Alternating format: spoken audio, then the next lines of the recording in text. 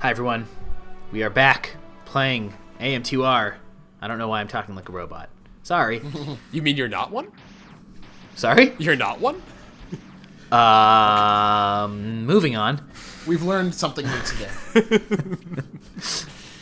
So, after our glitch field adventures from last episode, what are we at now? We're back exploring some caves. It's happening I'm glad again. you got the game back working. The game is working. I mean, it never stopped working once it glitched out. Well, actually, yeah, it did, because remember it crashed. No, of course, it crashed, but then after that, I never had any problems. It was like I just restarted the game and it was fine. You know, after watching a ton of 80 awesome games done quick this past couple days, just thinking back to that glitch that you found, I couldn't help but to think if you like found a game-breaking speedrun glitch. Yeah. There probably is one related to something like that. So I don't know, I haven't been keeping up with AGDQ that much for this session, but I imagine, I don't know if they like, because this game is obviously, as far as Nintendo concerns, this game doesn't exist. They don't really want anyone to know about it or play it or do anything about it. It's a Metroid 2 remake. Exactly. So I'm wondering if like, can AGDQ, if they wanted to speedrun this game, like, could they even do it? Or do you think Nintendo would, like, get on their cases about it? I'm sure they can, because, I mean, like, if that was the case, they would be getting on their case for just streaming their games in general. But they do, kind of. Like, I feel like they probably have some deal with Nintendo. Maybe not, I don't know. But, like, Nintendo has, for example, for Let's Players, Nintendo has a thing where, like, if you want to monetize, you basically have to, like, share your money with them. And you have to only use Nintendo things. Yeah. Was that actually true? Yeah, I think I had to read. I remember. I think I might have read the. I can't remember if this was something I read in passing or if it was when I was reading like the early agreements on it, like something about how if you the condition is basically you have to become Nintendo's propaganda machine if you want to monetize from. Yeah, they also have like a lot of control over the stuff you post if you do that. I like this boss. This is a super awesome boss that happens, and I just want to call that out. This is a fun boss. Even when I was watching this and editing this video, I was like, oh man! I was like, whoa! It's a Terminator. Yeah, it is. It's called Torizo. Sent back to the future to destroy Samus. A simulacrum. Voiced by Arnold Schwarzenegger. It's a combination of the Terminator and some spicy chorizo. Put the Metroid down. Put the Metroid down. Yeah, once you get not the even Terminator. Get to the spaceship. The one thing I like about this this is an boss incorrect reference. I'm just saying.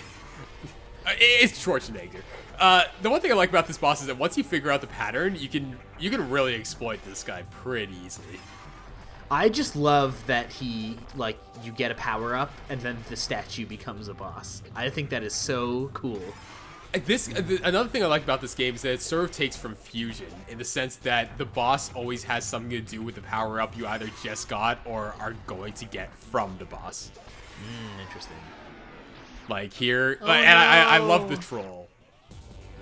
Yeah, it's huge. Yeah, this is also crazy. This is great. And I love this. I love this right nicely. Okay, I could be totally wrong. I don't remember this actually being in Metroid 2. It might not. Like, there's a lot of stuff in this game that is not in Metroid 2. This might be one of those things. I don't remember this happening. That is a fantastic troll. Like, it's so good. And I noticed how the spikes are just growing as time goes on. Yeah, this is just really expertly paced. This whole thing. Yeah, I actually haven't. I haven't had the time to finish Metroid 2 Remake yet, so like this is new to me. Yeah, I really dig the sprite work for this thing. Like not only like the way it rotates is just like it could the developer could have easily just had it like had the sprite flip, but no, there's a full like rotational animation for it. Yeah, I'm fairly positive that this was not in the original Metroid 2 because can you imagine them trying to implement this on the Game Boy? Well, they'd have to. That's the thing, right? Like a lot of stuff in this game, even the stuff that is in Metroid 2, they've had to sort of mess with and change things to like compensate for both the space of a regular monitor and the size of the areas and like Samus's different. You know, she has a lot more movement and she moves a lot quicker than she would in Metroid 2 on the Game Boy Color, you know? So even the stuff that's in here, they've had to change and modify for those purposes. I noticed earlier. I hate that when like you're fighting a boss and then you manage to get like health, and then trying to get the health, you just end up with the same amount of health that you had before when you were trying to get it. Yeah, this was definitely a boss run where I was like, did I actually die on this? Like, am I gonna have to cut out a bunch of stuff? But I didn't. This is my first run through of this boss. Oh, come on. Don't spoil it. Yeah, there goes all the tension. Yeah, look at that. 25 health. Ooh. Oh my god. Down to the But wire. Look at these pro moves. Pro moves over here. Right, pro strats. Hype? Oh god. The AGDQ is infecting you. Oh. And there we go. There it is, folks. 24 health left.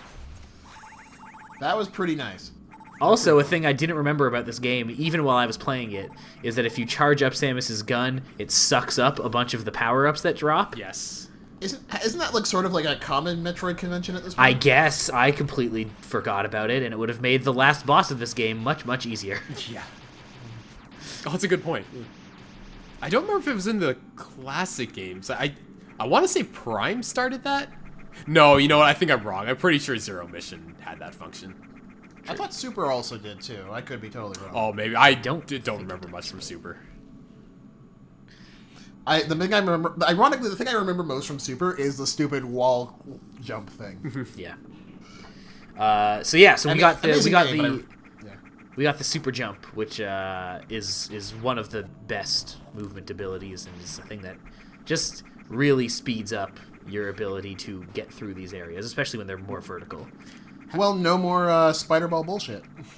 Yeah, totally. I mean, there's still some, but much, much less of it. That's the thing I like about this game. Like, the spider ball doesn't become completely negated after you get the super jump upgrade. Yeah, I also feel like this is a power-up that usually comes later in Metroid games, and I like how early they give it to you in this one. How do you think Samus feels doing those jumps? Fine. She's got cool stuff in her suit that makes her be okay. Nah, I like Jordan's version. Fair enough. Fair enough. I don't know, man. We're rolling. We're doing stuff. Yeah. Fascinating. We are rolling, sometimes Gameplay. literally. Oh, do you got to save again? Thinking about it. Just in case. You know, when I eventually get the chance to play the rest of AM2R, I really need to start playing Metroid 2 again just to sort of compare more accurately. Oh, I think this is the first time we see this bugger. No, this is the second time. Oh. We've seen this one before for sure. Right. Second or third time we've seen him because. Oh yeah, you're right. That whole evolution animation. Yeah, that's right. Now there's an item at the very top of this room that I think you have to Shine Spark Hoe your way to. I never ended up getting it. No, I think I know what you're talking about, and I don't think I did either. I also didn't know how to Shine Spark. I didn't realize that was a thing. 'Cause the game never tells you can do it, and it's like you never have to use it in the actual game. You only have to use it. Aren't you gonna go down? Oh no, I think Dan found the exact thing I was. Just I'm looking for it, but I'm not. I don't know if I'm gonna get it. I forget. But yeah, I still think Shine Sparking is like kind of obnoxious, and I don't like doing it. It's not. There it is. Yeah. So Yeah, so I can't even get it right now because I don't have the super run yet. Right. I think what does Super Metroid explicitly tell you can Shine Spark? Because I know Super other Metroid doesn't tell you shit. Yeah. Super Metroid does have, so it's got this, it's interesting because it's got this, there's this point in Super Metroid where there's like a bridge that you have to cross, but you can't, I think while you're running on it, it is also like slowly collapsing behind you. And so there's actually, I think if I remember correctly, there's actually a separate run button in Super Metroid. That's right. Which they also don't tell you about, and that you don't really know about, and that's sort of like the way that they teach you, like, hey, there's a run button. Yeah, that's why that's considered the new bridge. Well, to be honest, like Super Metroid is great in its design for teaching you without telling you. That being said, it doesn't tell you shit. Yeah. No, it really... Super Metroid is not a game that holds your hand by any means. Yeah, but it's designed very well. Now it's time to go fast. Boom, boom, boom. Here we go. I guess I do have the super run. Oh, did I just get it? I just got it. Yeah, I think I just got it. Yeah, great. Right, which is why they give me all of this big open space to run in. Yeah, you can race the Flash. Run through the fields. The hills are alive. With the sound of music? I mean, sound of something.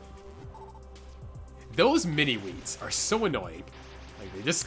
Is that what they call them? Do they call them? Oh, I don't know. That's what I don't know what it's called in the log actually. But yeah, like, they look sort of like wheats. They're sort of like mini wheat dumbbells. Well, they're not even the good kind of mini wheats because they're not frosted. That's true. They're like shredded wheat. Ugh. Which is who wants shredded wheat? Yeah, it's terrible cereal. It's not good. I'm not 50 yet. No, I'm down with like a shreddy. Yeah, I like a shreddy. Shreddies are good. Shreddies just have they got a nice texture to them. Yeah, that I can appreciate. Yeah, they're all right. Nice. They're not rolling around at the speed of sound. Oh, shoot the cops! Here we go. Here we go. There it is. Yeah. There it is. And the judges give him a 10. Thank you. Oh, I do like this where you have to sort of... Do you have to wear out the thing or do you just jump it? No, okay. Yeah, you just hop it. I think it would be really interesting if you had to like use the speed booster to wear out those treads and like break a part of the factory to progress. So I just want to point this out because I'm proud of it. There is a seamless edit that just happened a few minutes ago. If you can find it, I'll give you a thumbs up in the comment section because it's pretty damn hard to find. Not gonna lie. A thumbs up from Dan. Now I need to dedicate my life to finding that. It's gonna take you a while. I swear to God, it's a tough one. It's a tough one. I was really proud of it. It's actually one of the things that's nice about doing a 2D game is that it's really easy to do stuff like that because you can sort of match up the frames of the sprite animation with each other. It's very cool.